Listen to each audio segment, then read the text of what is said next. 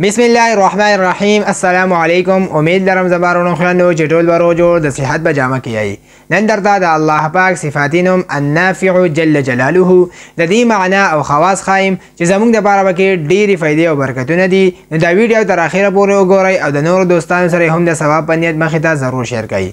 زمارونو خویندو النافع جل جلاله دا د الله پاک صفاتینم دی. معنی دا فائدہ رسونکې. اوس د دې څو خواص دي دغه درته وایم. نمبر 1 وړاندې خاصیت دا دی د مارونو خویندو چې څوک هم په کشتۍ وغیره کې د سورېدو نفس دا یا نافع په کثرت سره وایي نو انشاء الله د ټولو آفتونو نه به محفوظ وي. نمبر 2 دویمه خاصیت د مارونو خویندو ډېر فایدهمند دی چې څوک هم د یو کار شروع کولو په وخت کې دا یا نافع یو څلوېښت پیرې ووایي نو انشاء الله کار به داسې کېږي څنګه چې دی غواړي.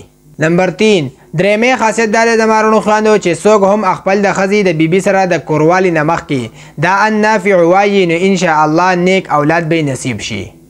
نمبر 4 څلورمه خاصیت دا د مارونو خویندو چې څوک هم دا النافع وایي او بیمار به دم کوي نو انشاء الله شفا به ورته میلاو شي.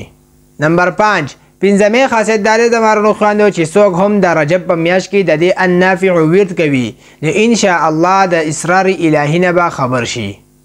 نمبر 6 شپږم خاصیت دا د مارونو خویندو چې څوک هم څلور ورځې چې څومره هم د ده نه کیدی شي او دا النافع ووایي نو انشاء الله په هیڅ غم کې به نه ګیریږي. نمبر 7 اووم خاصیت دا د مارونو خویندو چې څوک هم د حج په سفر کې دا النافع وایي نو انشاء الله په خیریت سره به واپس شي.